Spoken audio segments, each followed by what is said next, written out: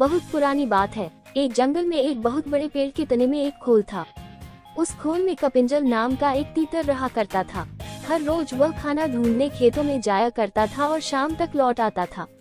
एक दिन खाना ढूंढते ढूंढते कपिंजल अपने दोस्तों के साथ दूर किसी खेत में निकल गया और शाम को नहीं लौटा।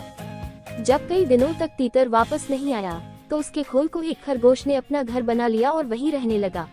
2 से 3 हफ्तों बाद तीतर वापस आया। खा खाकर वह बहुत मोटा हो गया था और लंबे सफर के कारण बहुत थक भी गया था। लौटकर उसने देखा कि उसके घर में खरगोश रह रहा है।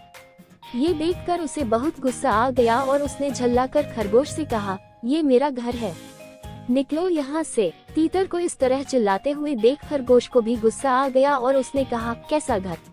कौन सा घर? जंगल का नियम है कि जो जहाँ रह रहा है वही उसका घर है। तुम यहाँ रहते थे, लेकिन अब यहाँ मैं रहता हूँ। और हईनों के बीच बहस शुरू हो गई। तीतर बार बार खरगोश को घर से निकलने के लिए कह रहा था और खरगोश अपनी जगह से टस से मस नहीं हो रहा था। तब तीतर ने कहा कि इस बात का फैसला हम किसी तीसरे को करने देते हैं। उन दोनों की इस लड़ाई को दूर से एक बिल्ली देख रही थी। उसने सोचा कि अगर फैसले के लिए ये दोनों मेरे पास आ जाएं, तो मुझे इन्हें खाने का एक अच्छा अवसर मिल जाएगा। ये सोचकर वह पेड़ के नीचे ध्यान मुद्रा में बैठ गई और जोर जोर से ज्ञान की बातें करने लगी।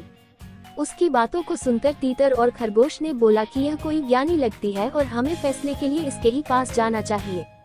उन दोनों ने दूर से बिल्ली से कहा, बिल्ली मौसी, तुम समझदार लगती हो, हमारी मदद करो और जो भी दोषी होगा उसे तुम खा लेना। उनकी बात सुनकर बिल्ली ने कहा, अब मैंने हिंसा का रास्ता छोड़ दिया है, लेकिन मैं तुम्हारी मदद जरूर करूंगी। समस्या यह है कि मैं अब बूढ़ी हो गई हूँ और इतने दूर से मुझे कुछ सुनाई नहीं दे रहा है। क्या तुम दोनों मेरे पास आ सकते हो? उन दोनों ने बिल्ली की बात पर भरोसा कर लिया और उसके पास चले गए। जैसे ही वो उसके पास गए, बिल्ली ने तुरंत पंजा मारा और एक ही झपटे में दोनों को मार डाला।